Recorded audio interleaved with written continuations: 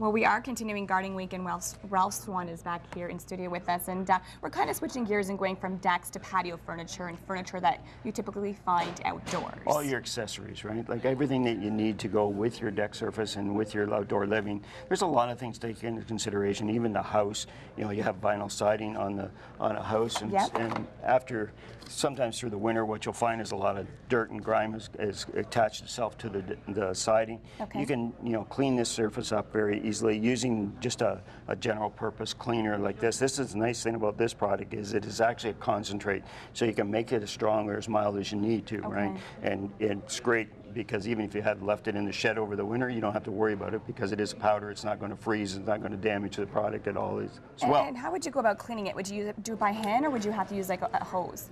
Usually the best way is just to take it and put it, you can mix it up into a bucket and then actually pour it into a pump sprayer. Okay. And you can spray it on and then just give it a few minutes, give it a light agitation with a nylon bristle brush, rinse off any residue off the surface, and you're good to go at that point, right? Interesting, because it's not something we always think about, right? We always think about our decks and our fences. Sometimes we forget those accessories that are also lying around the yard. You know, even kids' toys and that are outside, Right. all the play centers and all that kind of stuff. You want to kind of freshen them up, make them look good again, get that bright color showing back up again. Spring clean. Yes, it's always there, right?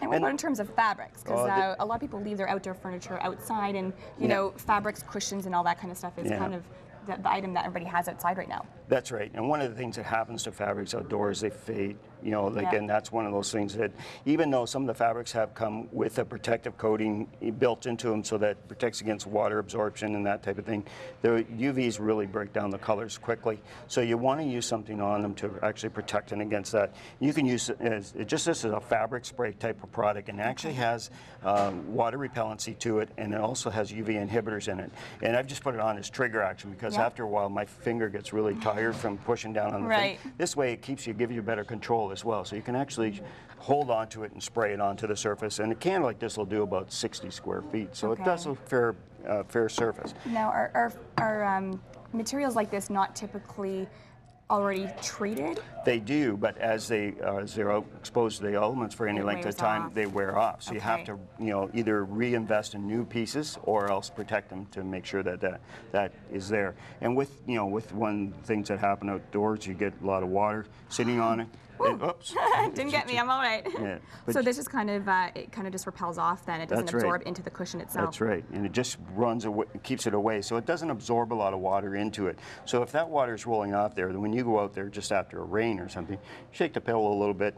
Away you go. You can sit. You can sit on. Wet bum when you sit down on it. That's right. And what about in terms of furniture like this one here, the chair? You know, a lot of exotic wood's coming into our market now as well. And one of the things with exotics is that they do lose their natural oils as time goes on. So using a product on there that's going to help protect it against those ultraviolet rays and it puts nourishment back into it. Something like a teak oil finish like this, it works really well. It just re-nourishes it and actually brings the color of the wood back up and puts protective UV protection into it as well. So how often would you have to treat it? Would you have to do it every year? Not necessarily. Usually the first couple of years you'll have to do it every year, but then sometimes you can skip a year or 2 years, depending. Really what happens is the UVs will continue to break down a film. As long as you maintain it, you're good to go. And the nice thing about this is it penetrates into the wood, so it's not something that's going to peel off. It's going to be bonded right in the wood. And you can see quite a difference here. So this would basically prolong the life of the furniture as well? That's right. And helps and keeps the integrity of the wood and minimizes a lot of warping and cupping and shrinkage as well. Fantastic. Lots of useful information. I've already learned tons from you in just 2 short segments. And of course, people can head to your website for more information. Absolutely. Great. Well, thank you so much for having us here this morning. It's been a pleasure. Thank you very much.